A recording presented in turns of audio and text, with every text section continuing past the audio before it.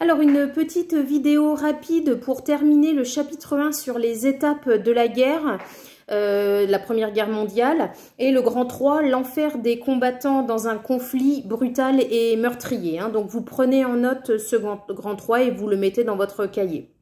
Alors, premièrement, les combattants face à une nouvelle forme de guerre, on est dans un conflit où les armes sont beaucoup plus modernes, beaucoup plus puissantes, où leur puissance de feu véritablement va faire énormément de dégâts, où domine l'artillerie lourde, les canons qui sont dévastateurs. Et donc la science et la technologie sont mis au service de cette guerre, en s'appuyant notamment en développant quelque chose qui est nouveau. Ce sont notamment les gaz asphyxiants, comme ce qu'on appelle le gaz hypérite, avec un Y au début, et ces nouvelles armes également, comme les chars d'assaut, ce qu'on appelle les tanks, qui sont très utilisés par les Allemands, qui utilisent également des lance-flammes, font beaucoup de mal. Alors, ces attaques au sol sont appuyées par l'aviation qui se développe, avec les premiers avions de guerre qui se développent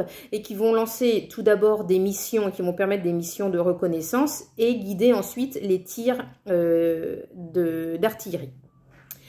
Cette stratégie, elle est adaptée aux tranchées, puisque les soldats restent donc dans les tranchées, et puis il y a des offensives généralisées, ponctuelles, comme à Verdun. Souvent, ces offensives, elles sont extrêmement meurtrières. Dans un deuxième temps, on peut dire surtout, c'est très important, qu'il s'agit d'une expérience qui est très traumatisante pour les combattants. C'est notre petit 2, une expérience traumatisante. Alors tout d'abord, ces combats sont très brutaux.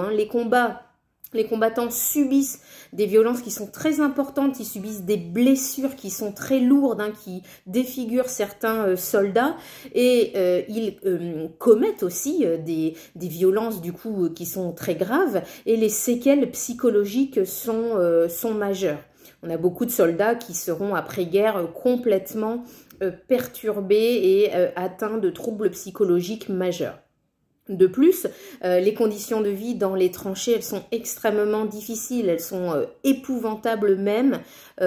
Certains journaux de tranchées de soldats disent qu'ils attendent des heures, et ils parlent d'un enfer avec la boue, le froid, les odeurs, les poux, les rats, le manque d'hygiène, et puis l'approvisionnement est limité. Parfois, on ne mange pas à sa faim, on manque également de vêtements et de cigarettes. Tous les soldats ne sont pas dans les tranchées, bien sûr. Certaines unités sont à l'arrière, les unités administratives, et il est indispensable de relever très régulièrement les troupes, parce qu'on ne tient pas longtemps, on ne peut pas tenir très longtemps quand on est au front. Dernier point, justement, comment est-ce que les soldats ont tenu? C'est le petit 3. Comment les soldats ont tenu?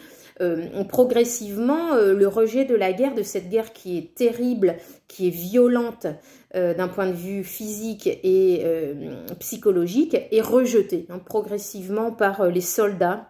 La lassitude se répand et des mutineries se développent.